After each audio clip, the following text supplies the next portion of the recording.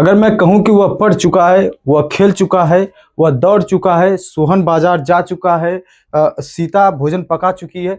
अगर ऐसा कुछ शब्द आता है जिसमें चुका चुकी चुके रहता है, तो बहुत से बच्चे उसको देख के ही डर जाते हैं कि अरे भाई इसको कैसे लगाएंगे।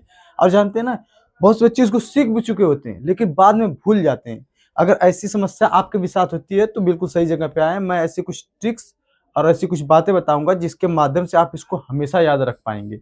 ठीक है, तो I am going to introduce present perfect tense. तो चलिए स्टार्ट करते हैं जरा इसकी डिफिनेशन से कि जब वाक्य के अंत में चुका चुकी चुके के बाद है हूं हो आए तो उसे प्रेजेंट परफेक्ट टेंस कहते हैं। फिर से मैं एक बात दोहरा देता हूं आपको कि जब वाक्य के अंत में चुका चुकी चुके उसके बाद है हूं हो आए तो उसे क्या कहते हैं? प्रेजेंट परफेक्ट टेंस कहते हैं। जैसे इस ये डिफिनेशन तो आप लोगों ने याद कर लिए, लेकिन सवाल कैसे लगाएंगे इसको हमेशा आप जान ही नहीं पाते। उसके लिए जरूरी क्या क्या चीजें उनको जानना पड़ता है पहले ना। तो उसके लिए क्या करेंगे, आपको एक एग्जांपल दिया है मैंने, वह पढ़ चुका है।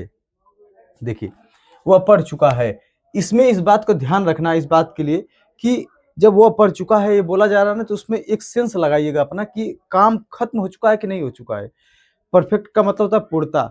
तो जब इसमें सेंटेंस आता है तो इसका मतलब क्या होता है? काम खत्म हो चुका है, अब वो बाकी नहीं है करने के लिए। इसी सेंस से हम लोग पता लगा पाएंगे कि ये क्या है, प्रेजेंट परफेक्ट टेंस है और उसमें कौन कौन सा रूल फॉलो करना है। हमेशा इस बात को देखिएगा कि उसमें काम खत्म हो गया है कि नहीं हो गया है ना। तो देखिए जरा rule number first, present perfect tense में हमेशा वर्ब की थर्ड फॉर्म का यूज होता है। हाँ, इस बात का तो अंतिम सत्य मान के दुनिया का चलिएगा कि अगर कभी प्रेजेंट परफेक्ट या चुका चुकी चुके वाला सेंटेंस है तो उसमें हमेशा और हमेशा वर्ब की थर्ड फॉर्म ही आएगी। अब आप लोगों के मन में हो सकता है सवाल आ रहा हो कि वर्ब की थर्ड फॉर्म कौन सी है। तो देखिए जरा इसकी थोड़ी सी ब्रीफ में जानकारी दे देता हूँ, छोटी सी, कि वर्ब होती है, वर्ब की तीन फॉर्म होती है, first second third. First indefinite में उपयोग होती है, सेकेंड वाली पास्ट इंडेफिनिट में होती है, और देखिए प्रेजेंट परफेक्ट के लिए क्या होता है, जब परफेक्ट टेंस कोई भी आता है तो उसके लिए क्या होती है, वर्ब की थर्ड फॉर्म आती है। जैसे मैं बोल दूं कि रन, रैन, रन, ठीक हो गया। और जैसे प्ले, प्ले की फर्स्ट फॉर्म है, played second form, third form भी प्लेड है। रीड, रीड, रीड, तीनों की फॉर्म क्या है, एक ही जैसी है, सबकी सब में फर्स्ट सेकंड थर्ड फॉर्म है ना। उसी तरीके से जैसे यहाँ पे मैंने लिख दिया इसके रूल के लिए कि रूल नंबर फर्स्ट, ये तो बता दिया। सेकंड वाला देखते हैं, प्रेजेंट परफेक्ट टेंस में हेल्पिंग वर्ब, हेल्पिंग वर्ब मतलब सहायक क्रिया जो सहायता करती है उसके थर्ड फॉर्म के आने के लिए, हेल्पिंग वर्ब हैज और हैव का उपयोग करते हैं।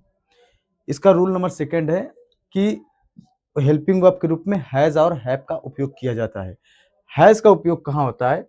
सिंगुलर सब्जेक्ट के साथ। सिंगुलर सब्जेक्ट मतलब जो कि एक वचन, जैसे कि आपको कह सकते हैं ही सी इट, और किसी का नाम अगर आता है तो उनके साथ में क्या होता है, सिंगुलर सब्जेक्ट उसी को कहते हैं।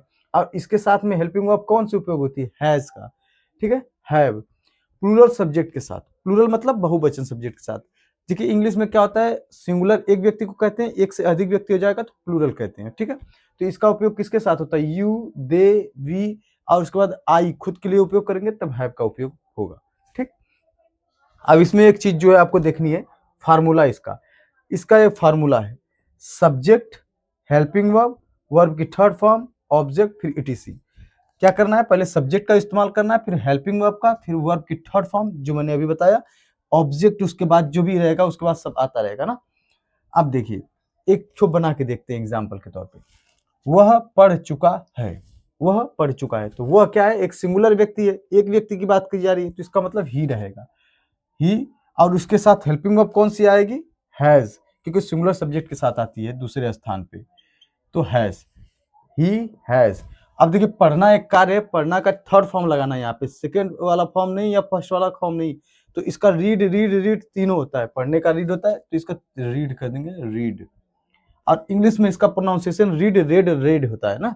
उसका थर्ड फॉर्म क्या कहते हैं? ही हैज रेड बोलेंगे, रीड नहीं बोलेंगे, ठीक है, इस बात का ध्यान रखना। जिसे और कोई एग्जाम्पल मैं कह दूं, जैसे कह दूं कि सोहन, सोहन भोजन पका चुका है,